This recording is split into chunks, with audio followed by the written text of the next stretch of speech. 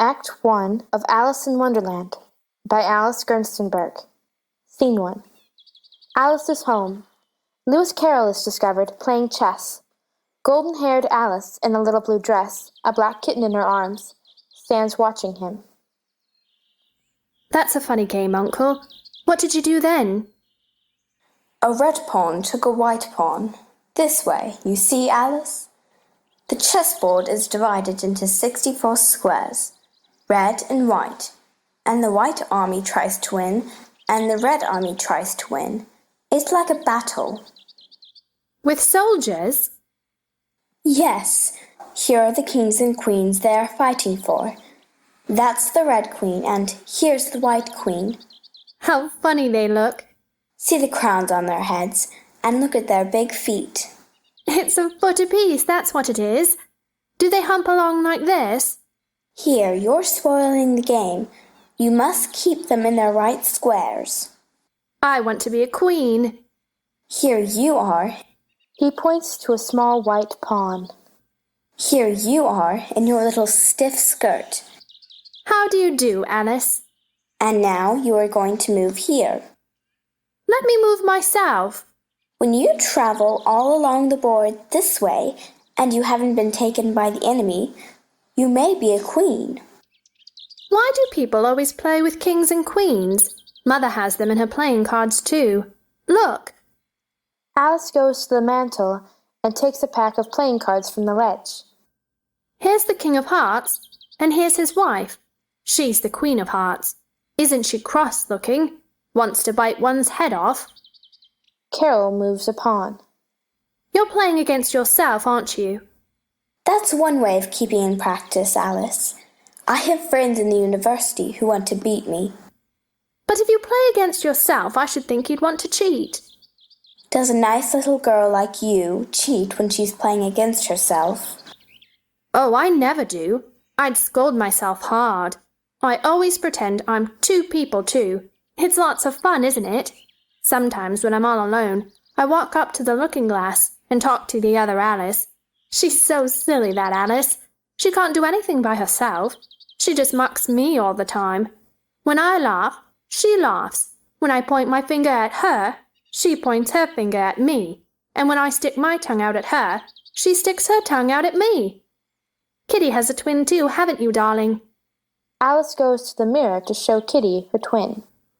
I'll have to write a book someday about Alice. Alice in Wonderland, child of the pure, unclouded brow and dreaming eyes of wonder. Or Alice through the looking-glass. Don't you wish sometimes you could go into Looking-Glass House? See? Alice stands on an armchair and looks into the mirror. There's the room you can see through the glass. It's just the same as our living room here, only the things go the other way. I can see all of it. All but the bit just behind the fireplace. Oh, I do wish I could see that bit. I want so much to know if they've a fire there. You never can tell, you know, unless our fire smokes. Then smoke comes up in that room too. But that may be just to make it look as if they had a fire, just to pretend they had. The books are something like our books, only the words go the wrong way. Won't there ever be any way of our getting through, Uncle? Do you think Kitty would find looking-glass milk digestible? It doesn't sound awful good, does it? But I might leave her at home. She's been into an awful lot of mischief today. She found Sister's knitting and chased the ball all over the garden where Sister was playing croquet with the neighbours. And I ran and ran after the naughty little thing until I was all out of breath and so tired.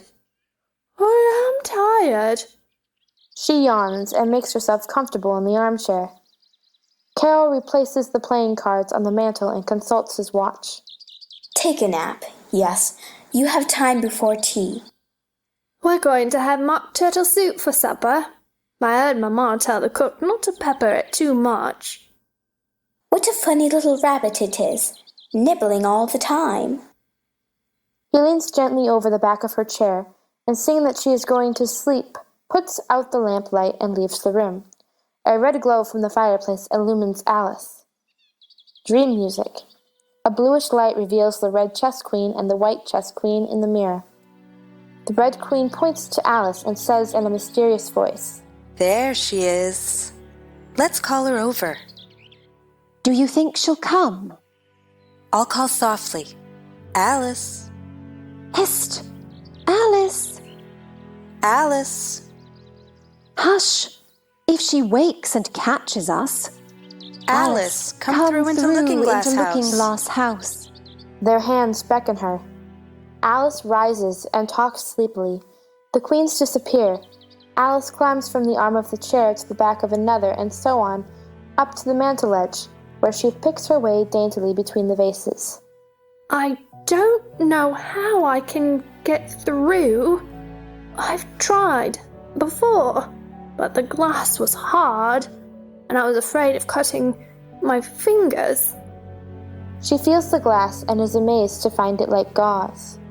Why, it's soft like gauze. It's turning into a sort of mist. Why, it's easy to get through. Why, I'm going through. She disappears. Scene 2 is Scene 1 reversed. The portieres are black and red squares like a chessboard. A soft radiance follows the characters mysteriously. As the curtain rises, Alice comes through the looking glass, steps down, looks about in wonderment, and goes to see if there is a fire. The Red Queen rises out of the grate and faces her haughtily. Why, you're the Red Queen. Of course I am. Where do you come from and where are you going? Look up, speak nicely, and don't twiddle your fingers. I only wanted to see what the looking glass was like. Perhaps I've lost my way. I don't know what you mean by your way. All the ways about here belong to me. Curtsy while you're thinking what to say. It saves time. I'll try it when I go home. The next time I'm a little late for dinner. It's time for you to answer now. Open your mouth a little wider when you speak, and always say, Your Majesty. I suppose you don't want to lose your name? No, indeed. And yet I don't know. Only think how convenient it would be if you could manage to go home without it. For instance, if the governess wanted to call you to your lessons, she would call out, Come here!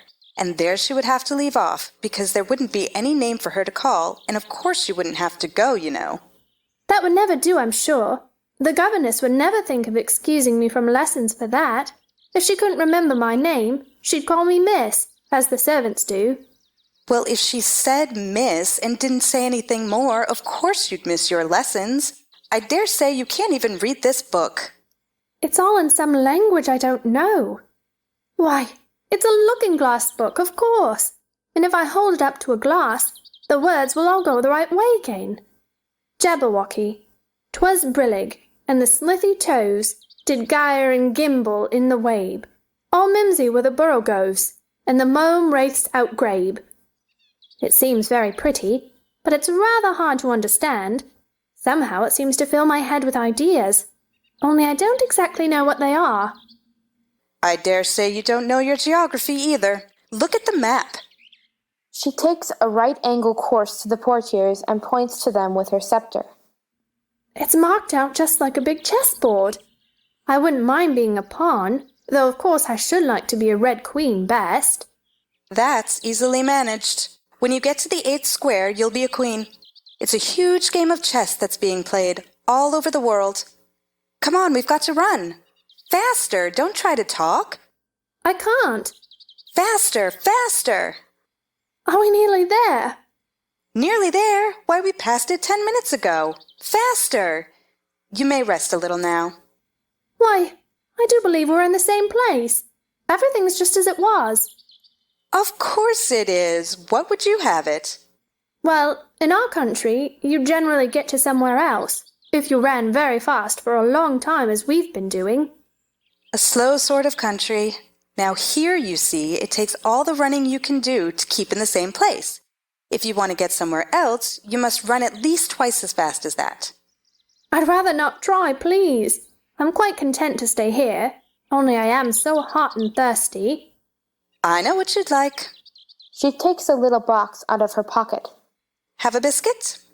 Alice, not liking to refuse, curtsies as she takes the biscuit and chokes. While you're refreshing yourself, I'll just take the measurements. She takes a ribbon out of her pocket and measures the map with it. At the end of 2 yards, I shall give you your directions. Have another biscuit? No, thank you. One's quite enough. Thirst quenched, I hope? At the end of 3 yards, I shall repeat them, for fear of your forgetting them. At the end of 4, I shall say goodbye, and at the end of 5, I shall go. That square belongs to Humpty Dumpty, and that square to the Griffin and Mock Turtle, and that square to the Queen of Hearts. But you make no remark? I didn't know I had to make one just then. You should have said, "It's extremely kind of you to tell me all this." However, we'll suppose it said, 4. Goodbye. 5. Red Queen vanishes in a gust of wind behind the portieres. Rabbit music. White Rabbit comes out of the fireplace and walks about the room hurriedly. He wears a checked coat, carries white kid gloves in one hand, a fan in the other, and takes out his watch to look at it anxiously. Oh, the Duchess! The Duchess! Oh, won't she be savage if I've kept her waiting? I've never seen a rabbit with a waistcoat and a watch, and a waistcoat pocket. If you please, sir. Oh! He drops fan and gloves in fright and dashes out by way of the portieres in a gust of wind. Alice picks up the fan and playfully puts on the gloves. The portieres flap in a breeze and the shawl flies in. Alice catches the shawl and looks about for the owner, then meets the White Queen. I'm very glad I happened to be in the way. The White Queen runs in wildly, both arms stretched out wide as if she were flying, and cries in a helpless, frightened way. Bread and butter! Bread and butter! Am I addressing the White Queen? Well, yes, if you call that a dressing. It isn't my notion of the thing at all. If your Majesty will only tell me the right way to begin, I'll do it as well as I can. But I don't want it done at all. I've been addressing myself for the last 2 hours. Every single thing's crooked, and you're all over pins. May I put your shawl straight for you? I don't know what's the matter with it. It's out of temper. I've pinned it here and I've pinned it there, but there's no pleasing it. It can't go straight, you know, if you pin it all on one side. And dear me, what a state your hair is in. The brush has got entangled in it, and I lost the comb yesterday. Alice takes out a brush and arranges the Queen's hair. You look better now. But really, you should have a lady's maid. I'm sure I'll take you with pleasure. 2 a week and jam every other day. I don't want you to hire me, and I don't care for jam. It's very good, jam. Well, I don't want any today at any rate. You couldn't have it if you did want it. The rule is jam tomorrow and jam yesterday, but never jam today. It must come sometimes to jam today. No, it can't. It's jam every other day. Today isn't any other day, you know. I don't understand you. It's dreadfully confusing.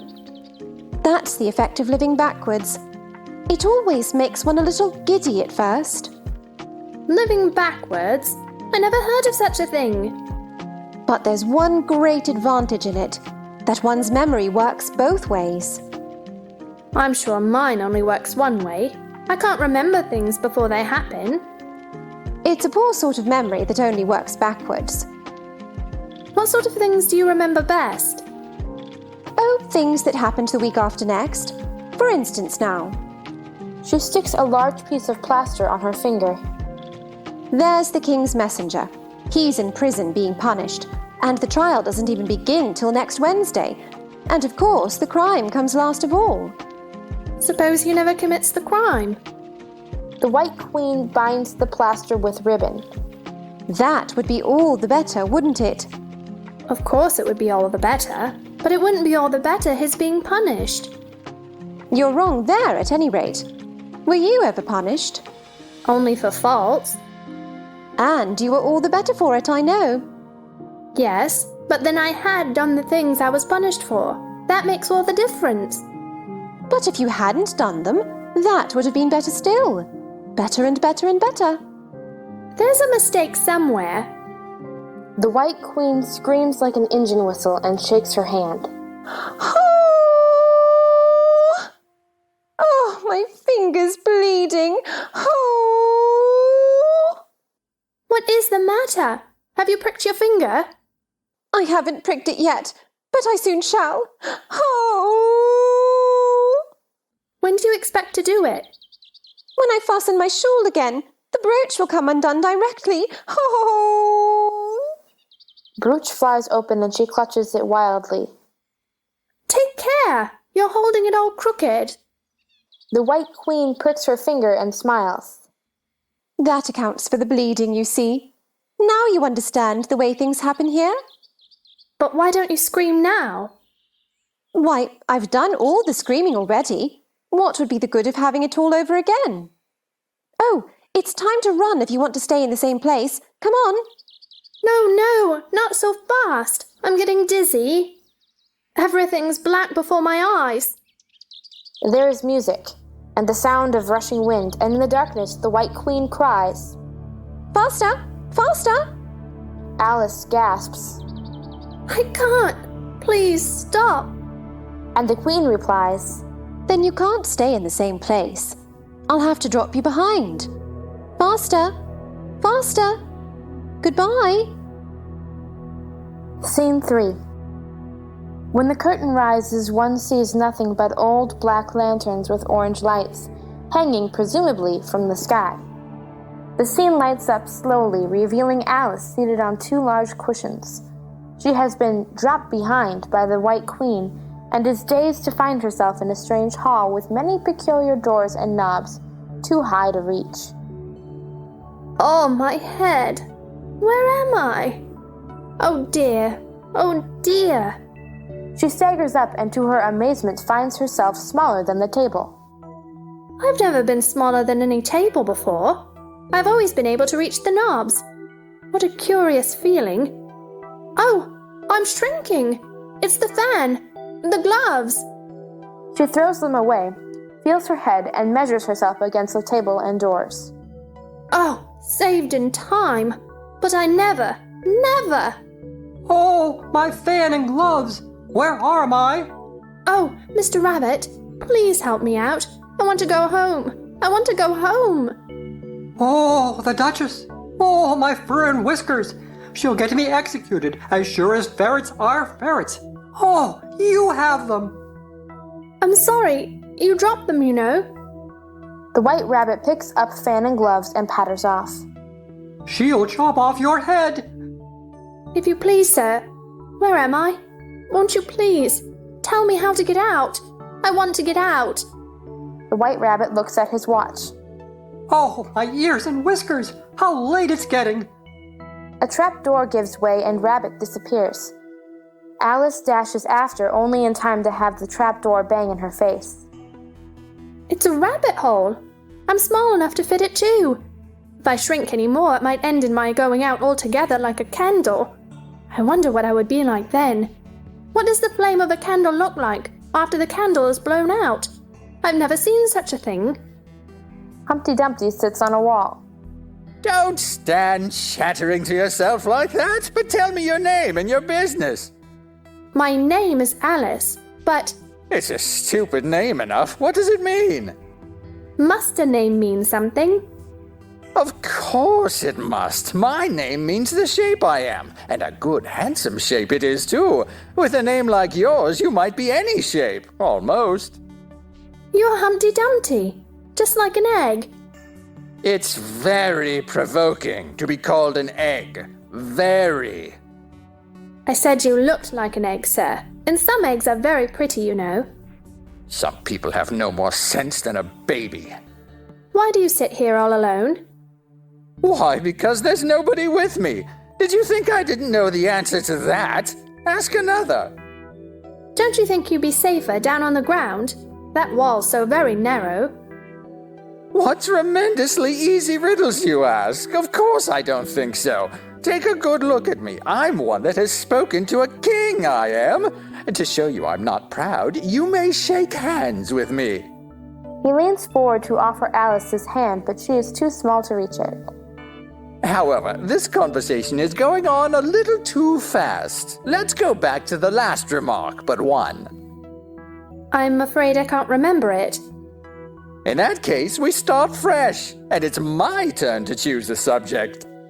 You talk about it just as if it were a game. So here's a question for you. How old did you say you were? 7 years and 6 months. Wrong! You never said a word about it. Now, if you'd asked my advice, I'd have said leave off at 7, but... I never ask advice about growing. Too proud? What a beautiful belt you've got on. At least, a beautiful cravat, I should have said. No, a belt, I mean. I beg your pardon. If only I knew which was neck and which was waist. It is a most provoking thing when a person doesn't know a cravat from a belt. I know it's very ignorant of me. It's a cravat, child, and a beautiful one, as you say. There's glory for you. I don't know what you mean by glory. When I use a word, it means just what I choose it to mean, neither more nor less. The question is whether you can make words mean different things. The question is, which is to be master? That's all. Impenetrability! That's what I say. Would you tell me, please, what that means? I meant by impenetrability that we've had enough of that subject, and it would be just as well if you'd mention what you meant to do next, as I suppose you don't mean to stop here all the rest of your life. That's a great deal to make one word mean. When I make a word do a lot of work like that, I always pay it extra. Oh! Ah, you should see 'em come round me of a Saturday night, for to get their wages, you know. That's all. Goodbye. Goodbye, till we meet again. I shouldn't know you again if we did meet. You're so exactly like other people. The face is what one goes by generally. That's just what I complain of. Your face is the same as everybody has. The 2 eyes, so, nose in the middle, mouth under. It's always the same. Now, if you had the 2 eyes on the same side of the nose, for instance, or the mouth at the top, that would be some help. It wouldn't look nice. Wait till you've tried. Goodbye. He disappears as he came. Oh, I forgot to ask him how to... She tries to open the doors. They are all locked. She begins to weep. She walks weeping to a high glass table and sits down on its lower ledge. She sits on a big golden key and picks it up in surprise. She tries it on all the doors, but it does not fit. She weeps, and Wonderland grows dark to her in her despair. In the darkness she cries, Oh, I'm slipping. Oh, it's a lake. Oh, my tears. I'm floating. A mysterious light shows a drink me sign around a bottle on the top of the table. Alice floats up to it panting, and holding onto the edge of the table, takes up the bottle. It isn't marked poison. She sips at it. This is good. Tastes like cherry tart, custard, pineapple, roast turkey, toffee, and hot buttered toast, all together. Oh, I'm letting out like a telescope. A mysterious light shows her lengthening out. Music. But the lake is rising too. Oh, it's deep. I'm drowning. Help! Help, I'm drowning. I'm drowning in my tears. Easker! Easker! The griffin, a huge green creature with big glittering wings, appears where Humpty Dumpty had been and reaches glittering claws over to grab and save Alice. Scene 4 is symbolic of a wet and rocky shore in a weird green light. The mock turtle is weeping dismally. Easker! Easker! Easker! The mock turtle answers with his weeping.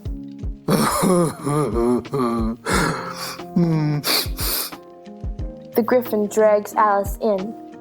Drop your tears into the sea with his.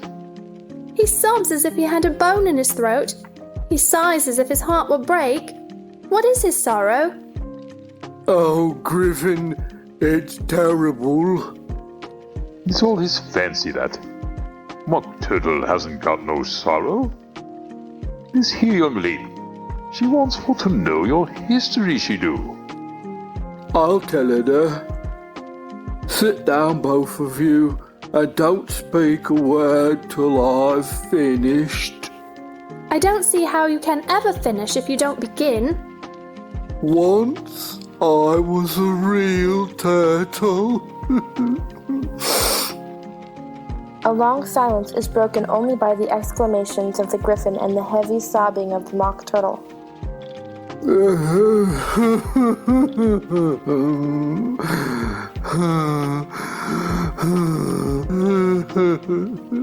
When we were little, we went to school in the sea. The master was an old turtle. We used to call him Tortoise. Why did you call him Tortoise, if he wasn't one?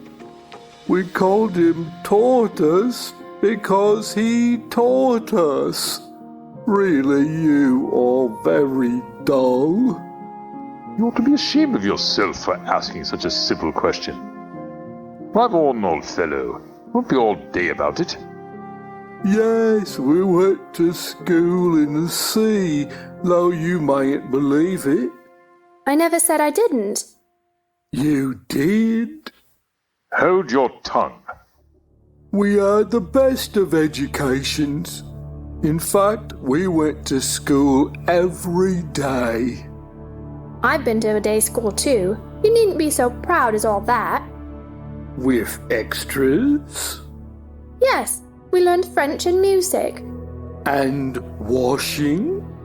Certainly not. Ah, then yours wasn't a really good school. Now at ours we had at the end of the bill French, music, and washing. Extra. You couldn't have wanted it much, living at the bottom of the sea. I couldn't afford to learn it. I only took the regular course. What was that?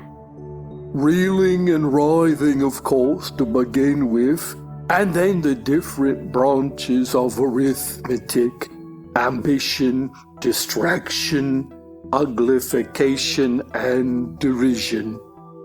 I never heard of uglification. What is it? Never heard of uglifying? You know what to beautify is, I suppose. Yes, it means to make anything prettier. Well then, you don't know what to uglify is. You are a simpleton. What else had you to learn?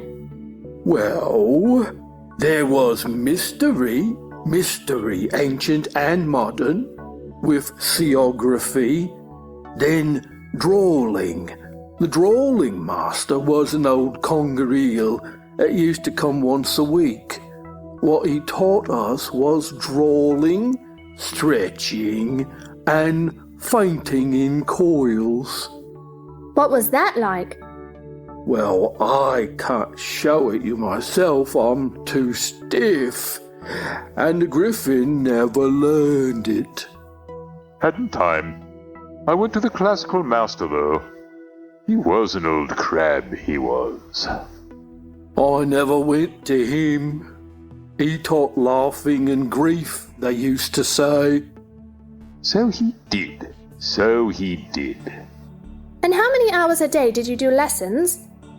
10 hours the first day, 9 the next, and so on. What a curious plan. That's the reason they're called lessons. Because they lesson from day to day. Then the 11th day must have been a holiday. Of course it was. And how did you manage on the 12th? That's enough about lessons. Tell us something about the games now. Mock Turtle sighs deeply, draws back one flapper across his eyes. He looks at Alice and tries to speak, but sobs choke his voice.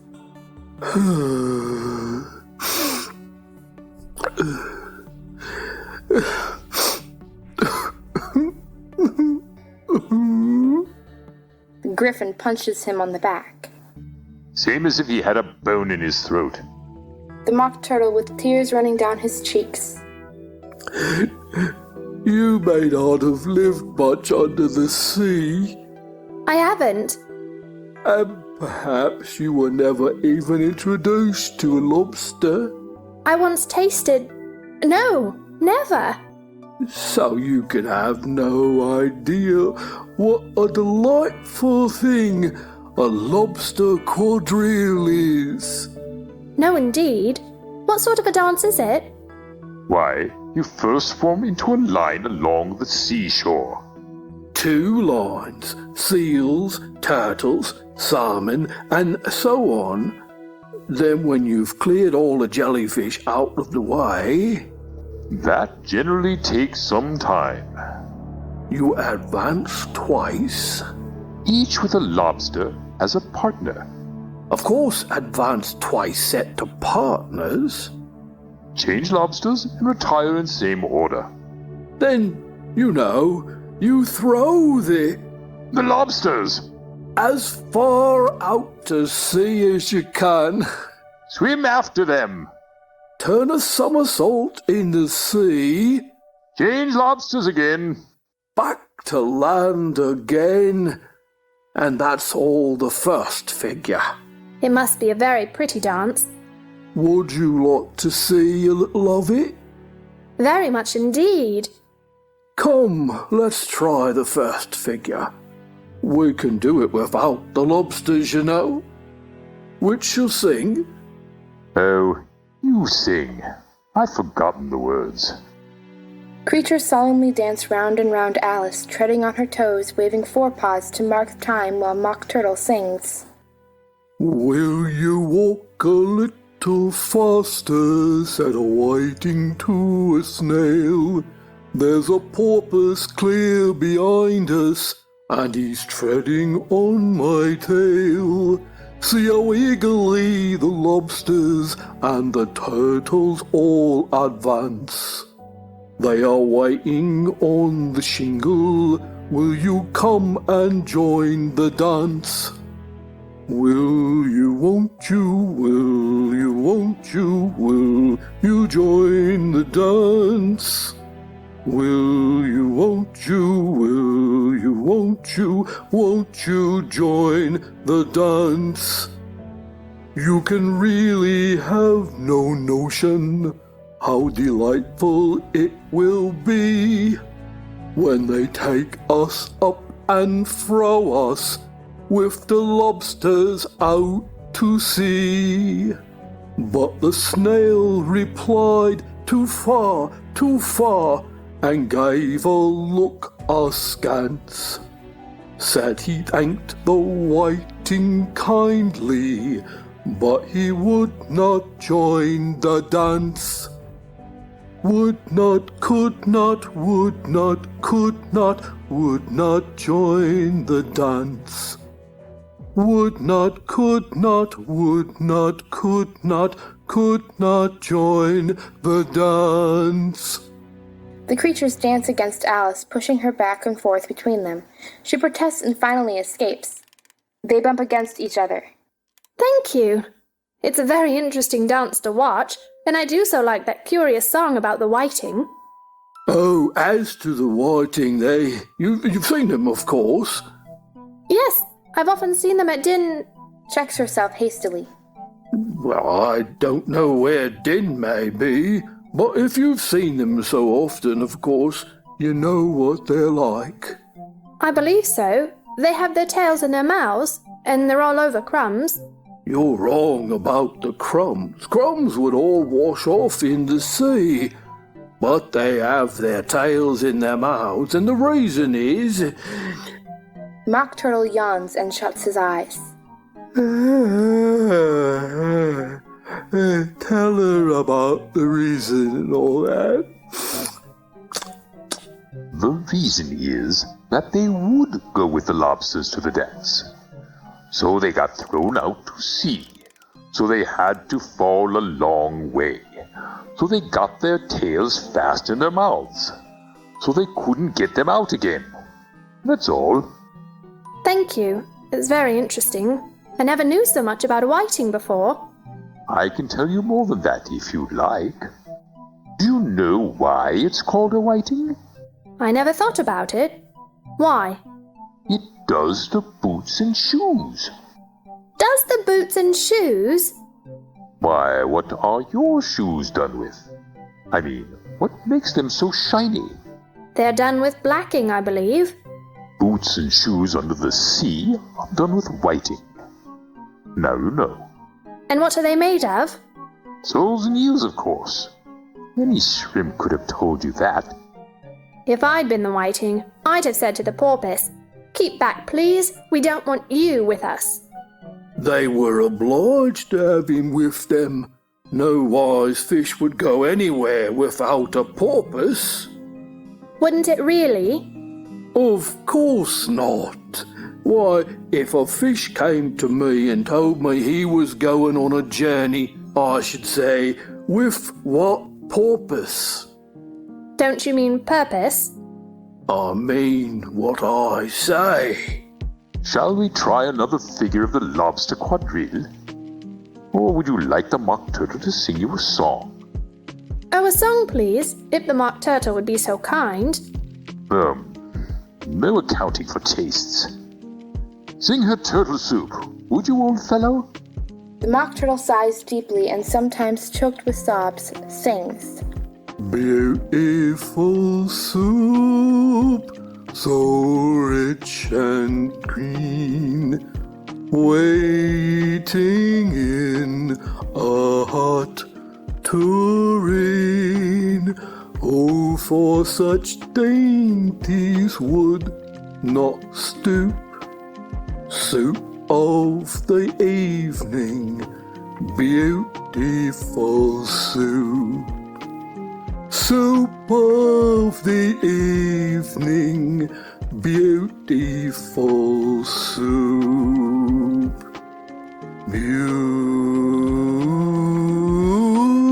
Beautiful soup. Beautiful soup. Soup of the evening, beautiful, beautiful soup. The white rabbit enters, stretching out a red and white checked sash with which he separates Alice from the creatures. Check. They won't let her stay in our square. The Queen is coming this way. She'll chop our heads off.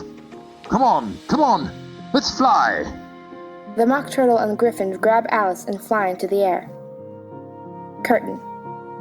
The curtain rises to reveal small silhouettes of the griffin, mock turtle, and Alice in an orange-colored moon far away in the sky. Down below, the white rabbit is shouting to them. You'll be safe in the March Hare's garden. Curtain. End of Act 1.